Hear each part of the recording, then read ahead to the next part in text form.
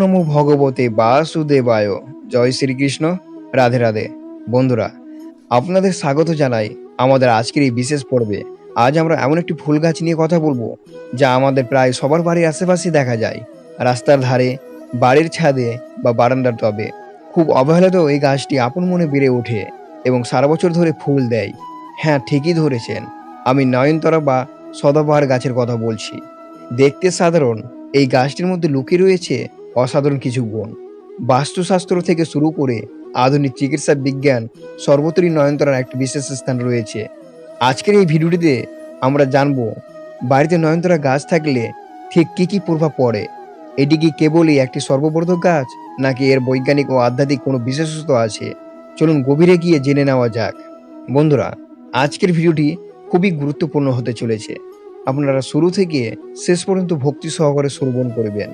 আপনারা চ্যানেলে যদি নতুন হয়ে থাকেন, চ্যানেলটি সাবস্ক্রাইব করে এটি লাইক করে দিবেন এবং কমেন্টে ভক্তি করে শ্রদ্ধা দিয়ে জয় শ্রীকৃষ্ণ জয় লিখতে ভুলবেন না এই শুভ দিনটিতে। প্রথমে আসা যাক বাস্তুশাস্ত্রের কথায়।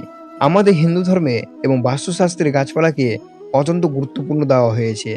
মনে করা হয় সঠিক গাছ সঠিক জায়গায় রাখলে গৃহের পরিবেশ সম্পূর্ণ বদলে যেতে পারে। গাছটির নেতিবাচক শক্তির বিনাশ কি রয়েছে? বাস্তু বিশেষজ্ঞদের মতে নয়নতারা গাছ বাড়ির আশেপাশে থাকলে তা নেতিবাচক শক্তি বা নেগেটিভ এনার্জি দূর করতে সাহায্য করে।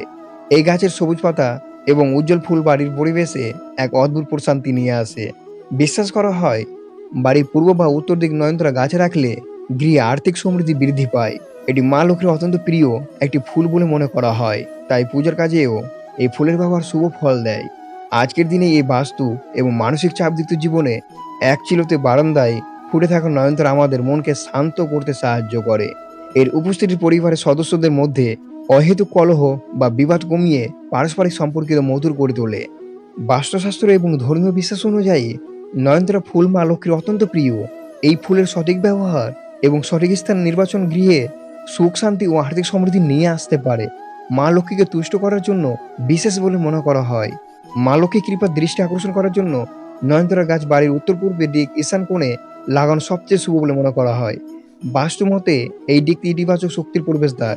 গাছটি যেখানে রাখবেন সেই স্থানে সর্বদা পরিষ্কার রাখতে হবে। মা লক্ষ্মী পরিচ্ছন্নতা পছন্দ করেন, তাই গাছের গোড়ায় যেন কোনো আবর্জনা, শুকনো পাতা বা আগাছা না থাকে।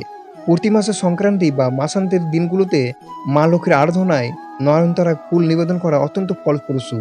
তাই এই সময় গোলাপি বা লাল রঙের নয়নতারা ফুল দিয়ে পুজো করলে গৃহের নেতিবাচক দূর হয়। বিশেষ চন্দ্র তিথি মা লক্ষ্মীর পূজায় 5টি বা 11টি তাজা নয়নতারা ফুল অর্পণ করা অত্যন্ত শুভ বলে মনে করা হয়। ফুল তোলার সময় সর্বদা স্নান করে শুদ্ধ পোশাকে তোলা উচিত। দেবী চরণে অর্পণের আগে ফুলগুলো পরিষ্কার জলে হালকা করে ধুয়ে নিতে হবে। মা লক্ষ্মীর যে কোনো বীজ মন্ত্র বা গায়ত্রীর মন্ত্র জপ করার সময়ে ভক্তি ভরে দেবী চরণে এবং লক্ষ্মী ঘটের পাশে এই ফুল নিবেদন করলে আর্থিক বাধা কেটে যায় বলে বিশ্বাস করা হয়।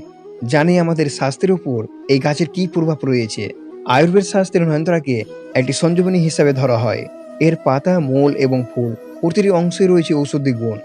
নয়নতারা গাছের সবচেয়ে বড় জাদুকর গুণ হলো ডায়াবেটিস বা রক্তে শর্করা মাত্রা নিয়ন্ত্রণ করা। আয়ুর্বেদ মতে প্রতিদিন সকালে খালি পেটে নয়নতারা গাছের কয়েকটি কচি পাতা চিবিয়ে খেলে বা তা ভেজানো জল খেলে ব্লাড সুগার অনেকটাই নিয়ন্ত্রণে আসে। এর মধ্যে থাকা অ্যালকোহলের ইনসুলিন উৎপাদনে সাহায্য করে। যাদের উচ্চ রক্তচাপের সমস্যা রয়েছে তাদের জন্য এই গাছের মূল অত্যন্ত উপকারী। এই মূলের নির্যাস রক্তনালীকে শিথিল করে এবং রক্ত চলাচল স্বাভাবিক রাখে। নয়নতারা ফুলের পেস্ট ত্বকের জন্য দারুণ উপকারী। এতে রয়েছে অ্যান্টিমাইক্রোবিয়াল, যা মুখের ব্রণ, ফুসকুড়ি বা কালো দাগ দূর করে ত্বকের উজ্জ্বল করতে সাহায্য করে। আপনাদের হয়তো শুনতে অবাক লাগবে, কিন্তু এই ছোট গাছটি আধুনিক চিকিৎসা বিজ্ঞানেও এক বিশাল বিপ্লব এনেছে। বিজ্ঞানীরা গবেষণা করে দেখেছেন যে নয়নতারা গাছের মধ্যে ৭৭টিও বেশি বিভিন্ন ধরনের অ্যালকোহলেট রয়েছে। এর মধ্যে সবচেয়ে গুরুত্বপূর্ণ দুটি রাসায়নিক উপাদান হলো ভিনক্রিস্টিন এবং ভিনব্লাস্টিং। এই দুটি উপাদান সরাসরি ক্যান্সার চিকিৎসায়, বিশেষ করে লিউকোমিয়া এবং লিম্ফোমা চিকিৎসা ব্যবহৃত কেমোথেরাপি ওষুধ তৈরিতে কাজে লাগে। আপনার বাড়ি টবে ফুটে থাকা এই গাছটি হয়তো বিশ্বের কোনো এক প্রান্তে বসে থাকা একজন ক্যান্সার রোগীর জীবন বাঁচানোর উপাদান সরবরাহ করেছে। ভাবতে কেমন অবাক লাগে, তাই না?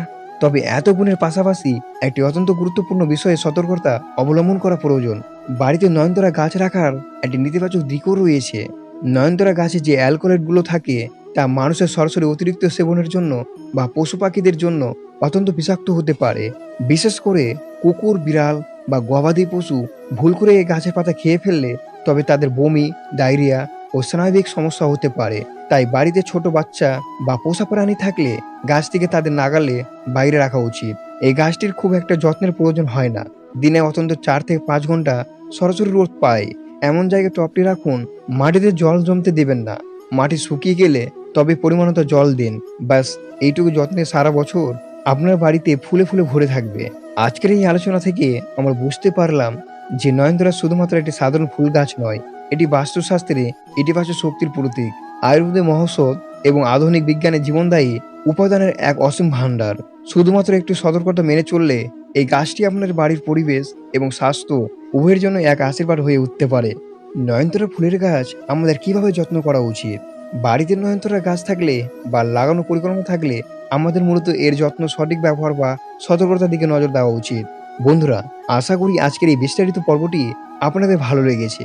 যদি ভিডিওটি তথ্যবহুল মনে হয় তবে অবশ্যই লাইক করবেন এবং আপনার প্রিয়জনদের সাথে শেয়ার করতে ভুলবেন না। ভালো থাকবেন, সুস্থ থাকবেন এবং কমেন্টে ভক্তি ভরে বলবেন, জয় মা লক্ষ্মী জয়।